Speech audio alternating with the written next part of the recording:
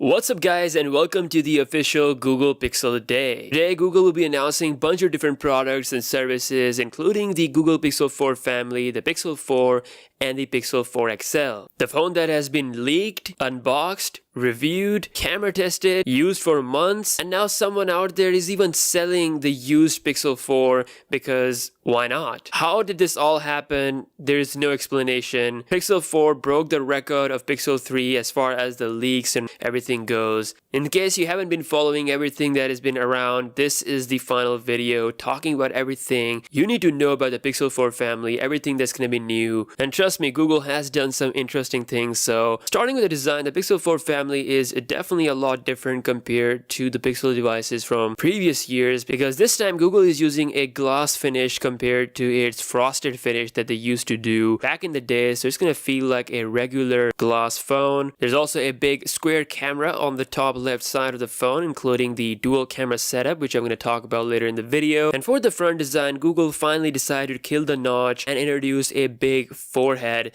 on these devices. And I have to say, they do look better than the Pixel 3 XL, that's for sure. They're definitely not the cutting edge of the Android world. I think that award goes to the Samsung Galaxy Note 10 Plus. So moving forward from the design, and let's talk about the display. We've got a 5.7-inch display for the Pixel 4 and 6.3 with the Pixel 4 XL. Both are actually having the smooth display technology, which is basically a 90Hz OLED panel, something we haven't seen on Apple or Samsung devices, and combined with the pure Android and the new gesture that Google is implementing, this will actually make everything really smooth in usage. So I'm actually looking forward to see how well it's gonna work. Now Pixel 4 has a 1080p display, the Pixel 4 XL has a Quad HD display. Now 90Hz sounds really exciting, but there is a big concern regarding the battery sizes of these phones. So the Pixel 4 is rocking a 2800 mAh battery, which is not a great news. Although it is a 1080p display, but with 90Hz, I think it could actually be a bit heavy on the battery. Again, we'll see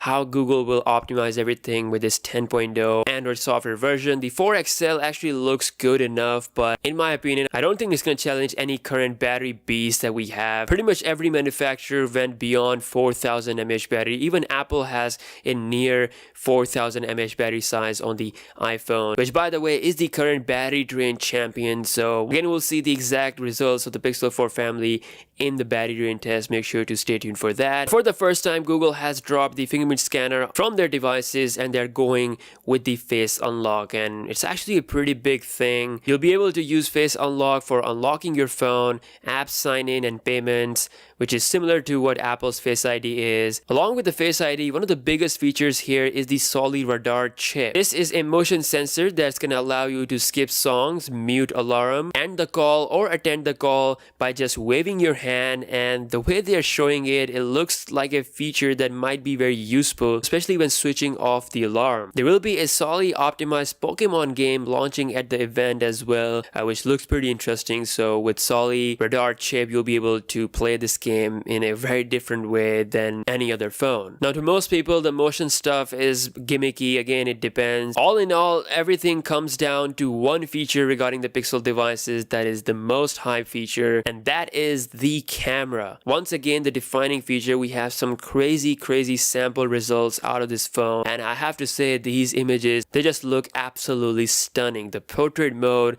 the clarity, the classic Google image processing, everything is on point. In the leaked samples, we haven't seen the video performance for this phone, so that is something that I'm more interested in, because last year's model was also good at taking photos, but then the video performance was not that great. So hopefully that is improved. Now there is a new feature with the camera. It's called as double exposure feature, and I think it's going to be amazing. Based on the demonstration trailer, you can adjust the exposure for both the background of the subject as well as the subject itself, and this way you will never have a underexposed or an overexposed image. This legit looks pretty interesting. The night mode is getting a very significant upgrade as well, to the point you'll be able to do astrophotography. The image samples are looking absolutely stunning. Currently in my usage, the iPhone has been the best phone when it comes to the night mode. I even did astrophotography by the help of a tripod, and 30 seconds later, this was the result. I was pretty impressed, but Google might actually excel with this because this is handheld. With the iPhone, I had to put it on the tripod, so I honestly think that Pixel 4 4 family might excel with the night mode than any phone out there. Again, we'll see more on the camera soon. Under the hood, we have Snapdragon 855 chip with Pixel Neural Core. Other than that, Google has finally upgraded the RAM to 6GB compared to the 4GB RAM of the previous family, so RAM management will get improved for sure. Also, there will be some massive improvements with the Google Assistant. It can now seamlessly answer your questions back to back. It's gonna be a lot efficient and faster with this task. You will now be able to ask very specific things like show me photos with the dog, or you can specify a person or a place